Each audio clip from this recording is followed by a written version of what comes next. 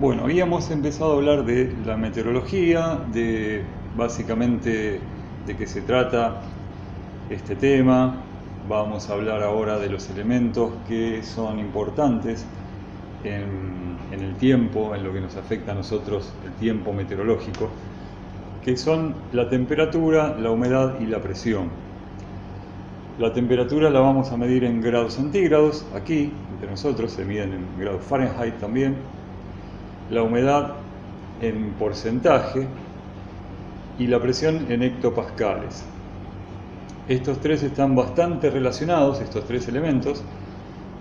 Sin embargo, el más importante, casi podríamos decir, para nosotros como navegantes, que nos va a dar una idea de cómo puede estar el viento, qué es lo que nos va a afectar navegando el viento. ¿Por qué?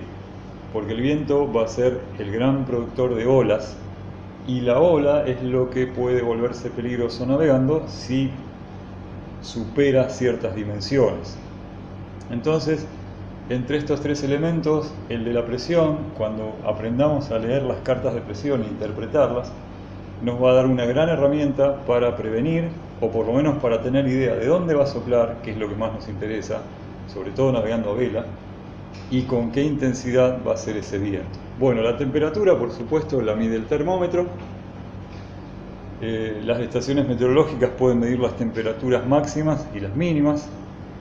La humedad la mide el higrómetro, que es un aparato hecho con ramilletes de pelos de mujer, que se contraen, se dilatan. Por supuesto, la humedad está relacionada con la cantidad de vapor de agua que tiene el aire en un momento determinado. Y la presión, que la podemos definir como el peso del aire. El peso del aire es la presión atmosférica, se mide en hectopascales, ya dijimos, y la va a medir el barómetro. El instrumento para medir la presión es el barómetro. A partir de ahí vamos a definir de alguna manera lo que sería una presión normal, entre comillas, para un lugar determinado, y presiones altas y presiones bajas.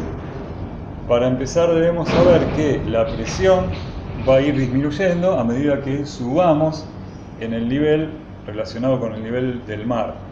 Es decir, que en la superficie de la Tierra, a nivel del mar, tenemos una presión, y a medida que subimos y nos vamos a una montaña, la presión va a disminuir, es decir, que el aire sobre nuestra cabeza va a ser menor, por lo tanto tiene menos peso, es decir, menos presión.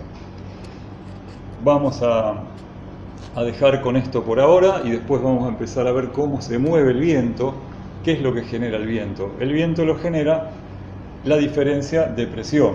Cuando hay diferencia de presión empieza a haber viento. Y vamos a ver entonces de qué manera también circula el viento entre los distintos centros de presión, entre la alta presión y la baja presión.